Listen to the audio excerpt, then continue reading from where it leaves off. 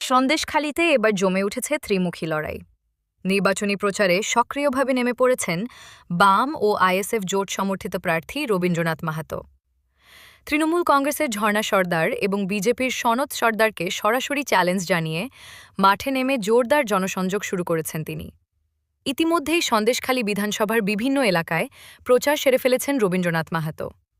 বৃহস্পতিবার সকালে কোড়াকাটি ও মণিপুর অঞ্চলের একাধিক জায়গায় সাধারণ মানুষের সঙ্গে দেখা করে জনসংযোগ করতে দেখা যায় তাকে। উন্নয়নের বিভিন্ন প্রতিশ্রুতি ও বার্তা নিয়ে মানুষের কাছে পৌঁছানোর চেষ্টা করেছেন এই বাম প্রার্থী, যা কিছুটা সাড়া ফেলেছে এলাকায়। এই বিধানসভায় একদিকে রয়েছেন অভিজ্ঞ তৃণমূল প্রার্থী ঝর্ণা সর্দার, অন্যদিকে বিজেপির সনৎ সর্দারও শক্তিশালী প্রতিদ্বন্দ্বী হিসেবে লড়াইয়ে রয়েছেন।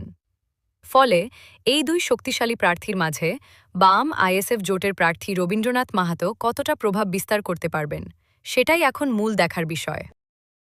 কতটা আশাবাদী আছে? আমি 100-তে 100 আশাবাদী।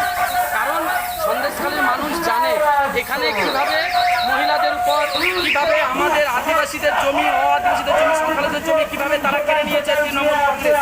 আমি সেই জায়গায় দাঁড়িয়ে মা বোনেদের, এই সন্দেশখালী মা বোনেদের এবং কৃষক পরিবারের ছেলে মেয়েদের, অভিভাবকদের বলবো যে সন্দেশখালী যে শান্ত 34 বছরে দেখেছিলেন, সেই 34 বছরের যে শান্ত সন্দেশখালী, সেই শান্ত রাখার জন্য আমি এই প্রতিযোগিতায় এসেছি। 100% আমি বিশ্বাস আমি জয়যুক্ত লাভ করব। জনগণ আমাকে আশীর্বাদ করবেন।